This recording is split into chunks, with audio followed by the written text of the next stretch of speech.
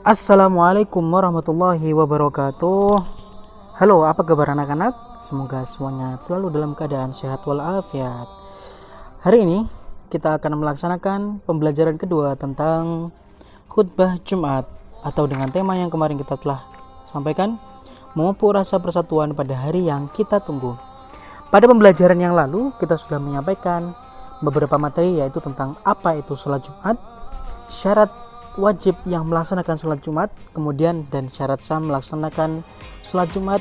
Begitu juga tentang halangan yang diperbolehkan untuk meninggalkan sholat Jumat.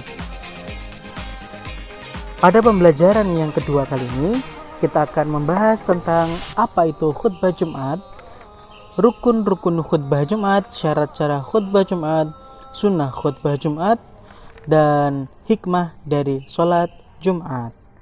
Dan yang terakhir juga ada adab melaksanakan sholat Jumat. Pada pembelajaran lalu kita sudah mempelajari bahwa sholat Jumat yaitu adalah sholat yang dilaksanakan, yang didahului dengan dua khutbah. Sekarang kita akan membahas tentang khutbah tersebut. Khutbah Jumat pada sholat Jumat merupakan bagian rukun sholat Jumat. Khutbah Jumat disampaikan oleh seorang khatib. Penyampaian khutbah Jumat terbagi menjadi dua sesi.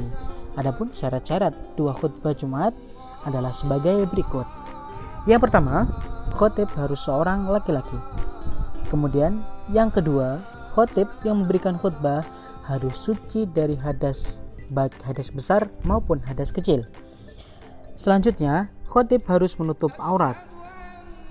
Kemudian, khatib harus berdiri apabila mampu. Jika dimungkinkan seorang khatib tidak mampu untuk berdiri, maka diperbolehkan dengan posisi duduk.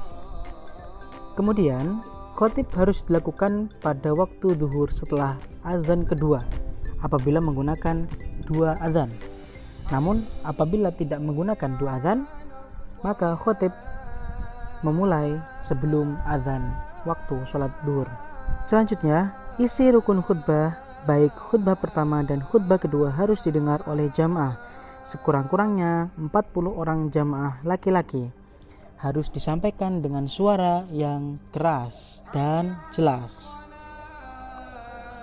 Yang selanjutnya, khatib harus duduk sebentar dengan tumaninah atau mengistirahatkan dirinya sebentar di antara dua khutbah.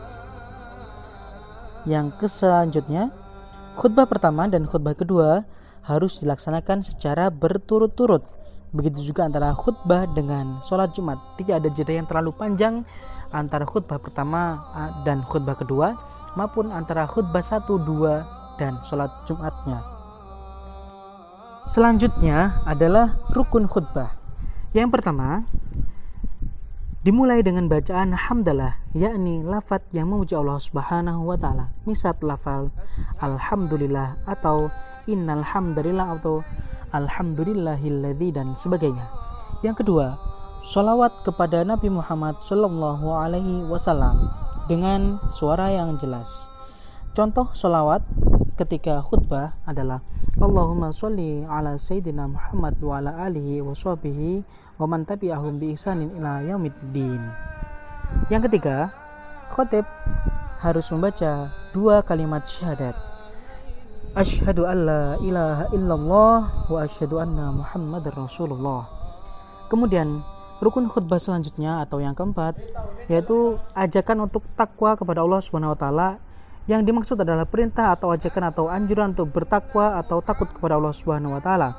Untuk lafaznya sendiri itu bisa lebih jelas dan bebas. Misal seperti dalam bentuk kalimat, marilah kita bertakwa serta menjadi hamba yang taat kepada Allah Subhanahu wa taala, atau takutlah kalian kepada Allah Subhanahu wa taala. Dapat juga membaca bacaan berikut, ya ayyuhalladzina amanu ittaqullaha haqqa tuqatih wa la tamutunna illa wa antum muslimun, atau yang biasa khatib sampaikan, khatib berwasiat dan seterusnya. Rukun khutbah selanjutnya adalah membaca ayat suci Al-Quran pada salah satu khutbahnya.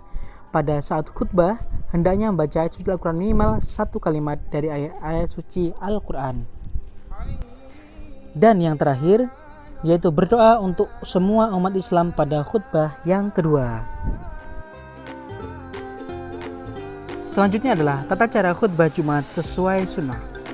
Adapun tata cara khutbah Jumat sesuai sunnah tersebut merupakan tata cara khutbah sesuai anjuran Rasulullah Shallallahu Alaihi Wasallam. Berikut merupakan tata cara khutbah Jumat sesuai sunnah. Yang pertama adalah mengucapkan salam. Setelah berdiri, khatib dianjurkan untuk mengucapkan salam pada jamaah yang ada, sebagaimana disebutkan dalam hadis Jabir bin Abdullah, sesungguhnya Nabi Shallallahu Alaihi Wasallam jika telah naik mimbar biasa mengucapkan salam terlebih dahulu. Hadis riwayat Ibnu Majah disahihkan oleh Syekh Al-Albani dalam Sahih Ibnu Majah. Yang kedua, duduk menanti azan selesai sambil menirukan azan. Setelah mengucapkan salam, maka suara azan akan dikumandangkan. Khatib dianjurkan untuk duduk mendengarkan dan menirukan hingga azan selesai secara lirih. Yang ketiga, berdiri untuk berkhutbah sebelum memulai khutbah. Hendaknya membuka khutbah sesuai dengan rukun khutbah, yaitu dengan membaca Alhamdulillah, sanjungan kepada Allah, syahadat, salawat, membaca ayat-ayat taqwa, dan perkataan amma ba'd.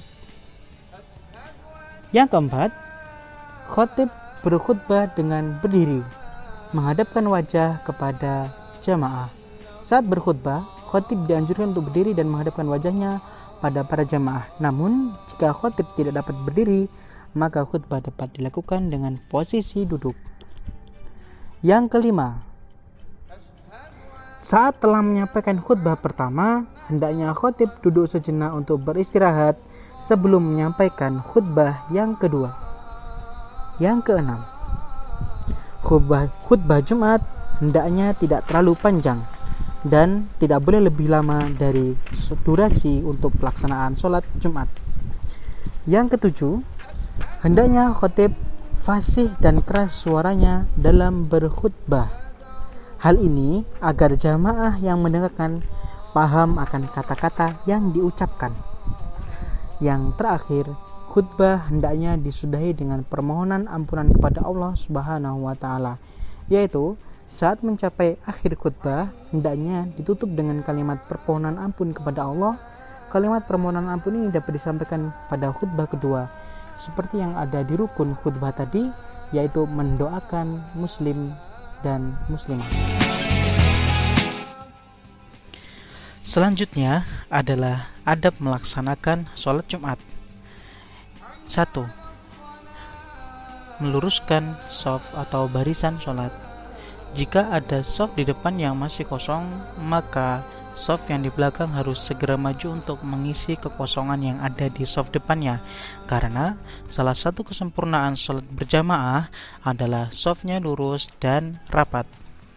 Yang kedua, ketika khatib sedang berkhutbah, tidak boleh berbicara satu kata pun. Berkata-kata saat khutbah berlangsung, maka menjadikan sholat Jumatnya sia-sia. Dalam sebuah hadis yang diriwayatkan oleh Abu Hurairah, Rasulullah SAW bersabda yang artinya, jika engkau berkata pada sahabatmu pada hari Jumat, diamlah, dan khatib sedang berkhutbah, sungguh engkau telah berkata yang sia-sia.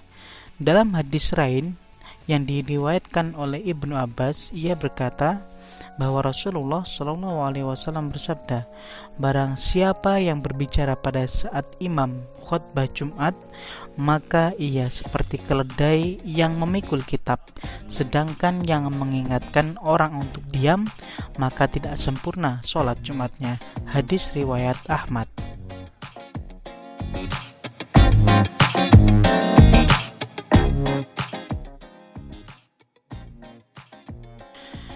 Hikmah sholat Jumat. Yang pertama, ketika kita melaksanakan sholat Jumat, maka kita melaksanakan perintah Allah Subhanahu wa taala dalam surat Al-Jumu'ah ayat 9 yang artinya Wahai orang-orang yang beriman, apabila telah diseru untuk melaksanakan sholat pada hari Jumat, maka segeralah kamu mengingat Allah dan meninggalkan jual beli. Yang demikian itu lebih baik bagimu jika kamu mengetahuinya. Yang kedua, menguatkan tali silaturahmi kita. Kita bisa mengetahui kondisi jamaah yang lainnya. Misalnya, jika kita melihat ada jamaah yang sedang dilanda kesusahan, kita bisa membantu mereka, atau jika ada yang jarang ke masjid karena sakit, kita bisa menjenguk mereka. Bahkan jika kita melihat ada yang bermaksiat, kita bisa langsung menegurnya atau menasihatinya. Dari sini umat Islam bisa mewujudkan semangat tolong-menolong dalam kebaikan dan takwa, sekaligus saling menasihati dalam kebaikan dan kesabaran dengan amar ma'ruf nahi mungkar. Yang ketiga, berkumpulnya umat Islam dalam masjid merupakan salah satu cara untuk mencari barokah Allah Subhanahu wa taala. Yang keempat, dengan sering berjamaah di masjid, maka dapat menambah semangat kerja bagi kita karena terbiasa melihat orang-orang yang semangat beribadah di masjid. Yang kelima, melaksanakan sholat Jumat pada hari Jumat dapat melipat gandakan pahala kebaikan yang kita lakukan. Yang keenam, membiasakan diri untuk disiplin terhadap waktu, karena Islam selalu mengajarkan kepada manusia untuk disiplin waktu, terutama dalam waktu beribadah kepada Allah Subhanahu wa taala.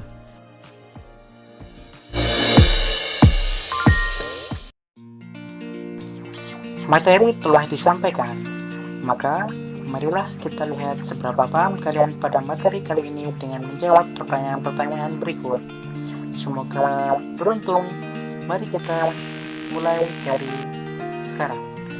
Apa yang kamu ketahui tentang khutbah Jumat? Coba jelaskan.